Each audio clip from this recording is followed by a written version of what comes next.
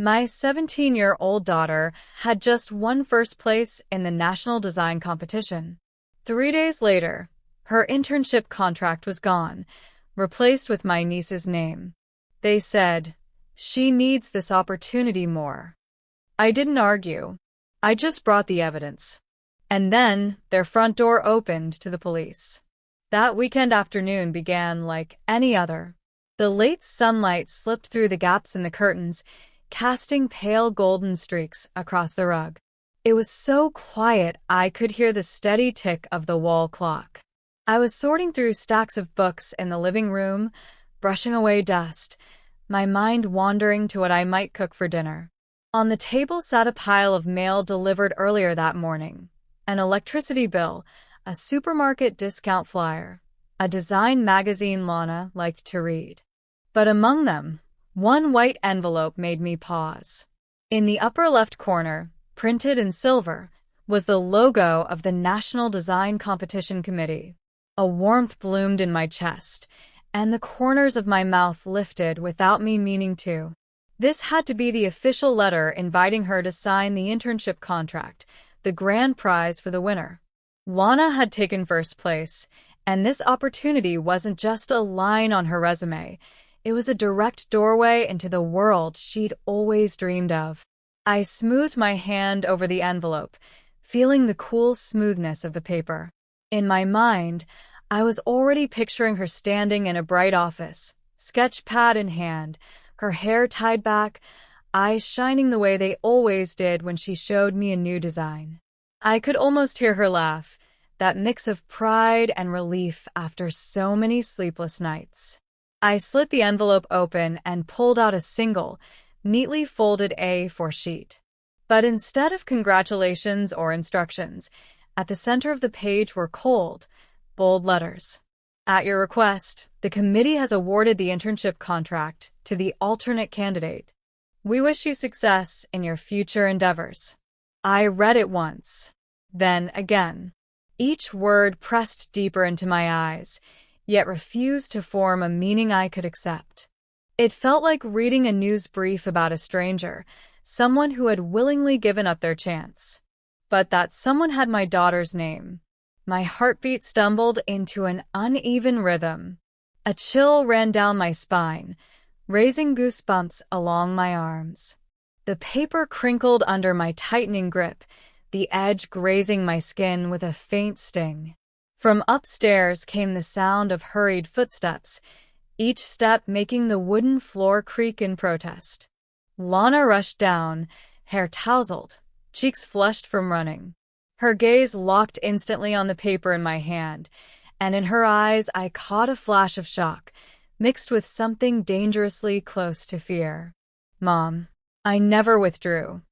Her voice trembled, each word dragged out of a throat that seemed frozen. For a few seconds, we just stood there staring at each other. I noticed her hands curling slightly at her sides, her knuckles whitening. Outside the window, the golden light was fading, giving way to a cold gray. Inside me, a strange feeling stirred, as if I had just brushed against the surface of something dark, something far deeper than a simple administrative mistake. I took a breath, but it didn't fill my lungs enough. I didn't know exactly what had happened yet, but I knew one thing for certain. This was only the beginning. I didn't wait another second. The letter still lay on the table, but the phone was already pressed to my ear. The long, drawn-out rings felt like a cord tightening around my chest. Someone picked up. A young woman's voice, polite, practiced, almost mechanical. "National Design Competition Committee. How may I assist you?" I kept my voice as steady as I could, though I could hear the tension pulling at every syllable. "I just received a notice saying my daughter withdrew from the internship contract. This has to be a mistake. We never sent such a request." The woman paused for a beat, then said, "Yes, according to our records, we received a withdrawal email from the participant's registered address, along with a thank you letter for having been part of the competition." It felt like someone had just pressed something sharp into my ribs. A sudden stab, Not one that drew blood, but one that sent a cold ache radiating through my body.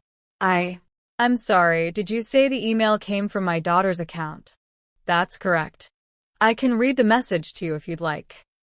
I swallowed hard, gripping a pen I couldn't remember picking up. Yes, please. Her voice was steady, reading out a sterile, polite letter that closed with a thank you and Lana's name. Each word dropped into my ears like knocks on a door I wasn't ready to open. But it was the next part that truly cut deep. The email was sent at 9:32 p.m., 3 days ago. I turned immediately toward Lana. She was standing in the corner of the room, hands clasped tightly, brows knitted, as if trying to recall something. And then I saw it, the change in her expression. It wasn't just shock anymore. Behind it was a flicker of realization, and that flicker didn't bring anything good. That night, Lana's voice was quiet, as if confessing something she wished she didn't have to say. I was at Uncle's house, because you were away on business. I remembered instantly. Yes, 3 nights ago I'd been out of town for a client meeting, back late.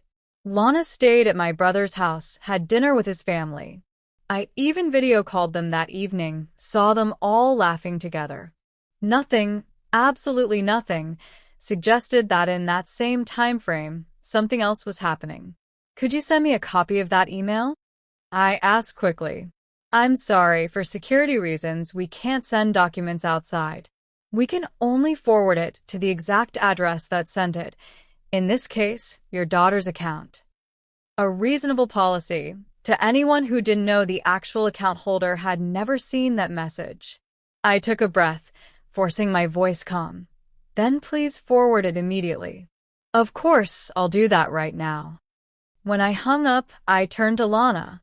She said nothing, but I saw her throat shift, the small tell of someone trying to swallow down an emotion they didn't want spilling out. And then, in my mind, pieces began to connect. Small, separate fragments starting to find each other. 3 nights ago. My brother's house. The email sent from Lana's laptop. And I remembered. That evening during my video call, Lana was on the sofa. But earlier she'd texted me that her computer was open with a project still in progress, and that Lynn, my brother's daughter, had asked to look up some reference material for a school assignment. Lynn, who had also entered this competition, and had only made it to the top 10. A cold haze began to settle over my thoughts. I wasn't jumping to conclusions, but I could see the outline of a suspicion forming, as clear as ink bleeding across a white page. And I knew that if I followed it, I would have to face things I didn't want to believe were true. Memories don't just arrive. They seep in, quiet, persistent, until you're no longer standing in the present but somewhere years back, looking through the same old windows you thought you'd boarded shut. As I stood there in my living room, suspicion starting to crystallize into something heavier, a different kind of clarity began to bloom. The pieces didn't just belong to this week, they were part of a puzzle that had been taking shape my whole life. My brother and I didn't grow up on the same playing field. The favoritism wasn't loud or theatrical, it was a softer, subtler kind, the kind you can't point to without being called dramatic. When he forgot to take out the trash, it was, oh, he must have been distracted.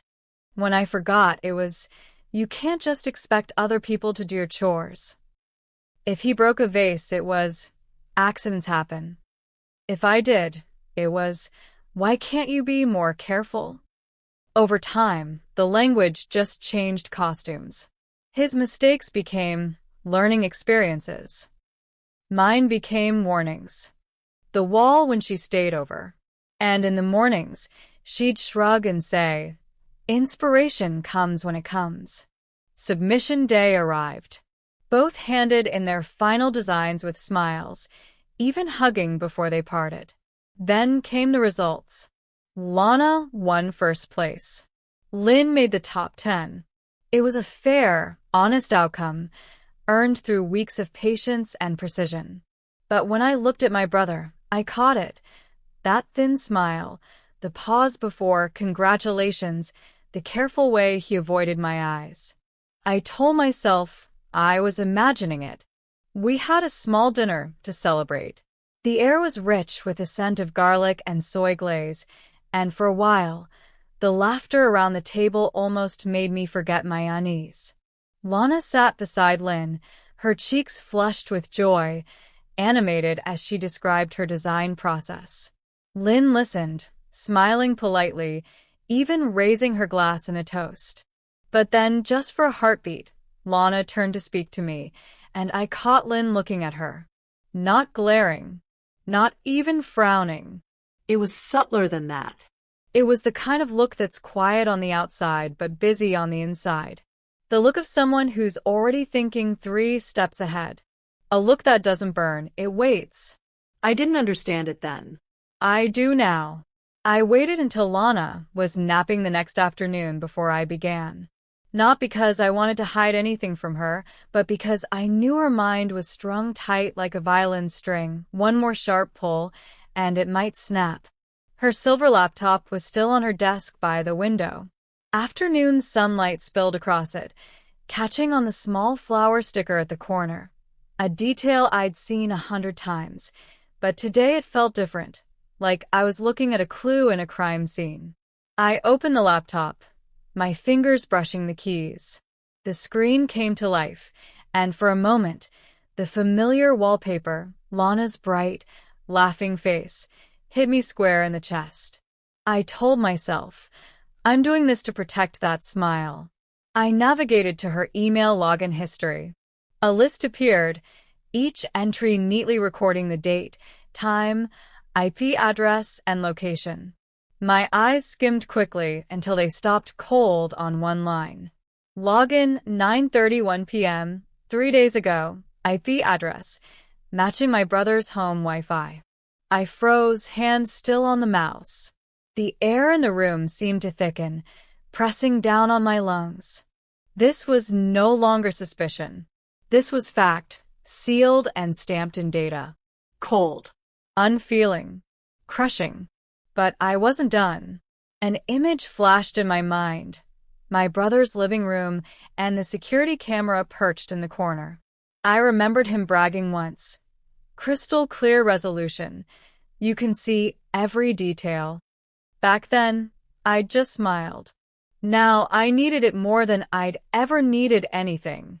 I picked up my phone and called my sister-in-law, keeping my voice casual. Hey, the other night Lana and Lynn were doing something cute at the table. Could you send me that camera footage?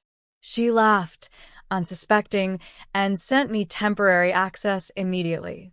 I opened the video, scrolling to around 9:30 p.m. And there it was. Lynn sat at the dining table. In front of her, the silver laptop with Lana's distinctive flower sticker. The screen glow lit her face as her fingers moved quickly and deliberately across the keys. The warm yellow light of the living room lamps felt, in my eyes, overlaid with a cold gray haze. In the bottom corner, the timestamp read 9:30 p.m. She stayed there for about 15 minutes, occasionally glancing around before continuing to type. At 9:45, she shut the laptop, pushed it aside, and pulled out her own phone. I switched over to check the browser history on Lana's laptop. The sequence was laid out like an unguarded diary. Sent withdrawal email to the competition committee, logged into Lynn's social media account. Opened a chat window with someone and typed, "It's done. It's mine now." Reading that, my hand dropped from the mouse.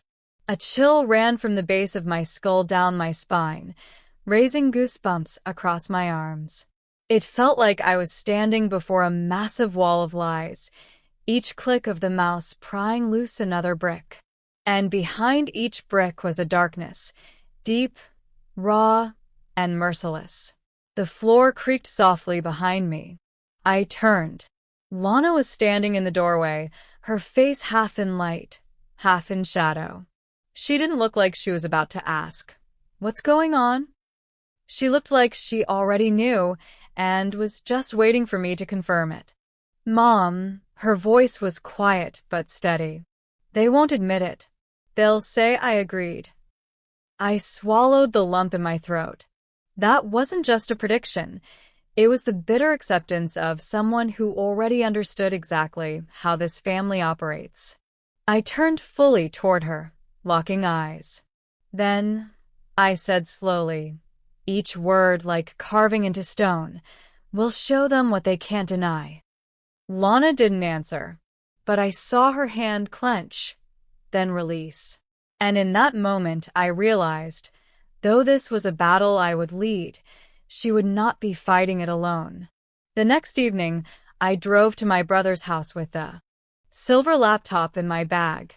Alongside it were printed copies of the email login logs and still frames from the security footage, Lynn's face lit by the glow of Lana's screen. Each item felt heavier than its physical weight, like I was carrying evidence not just of a betrayal, but of the truth my family would rather keep buried.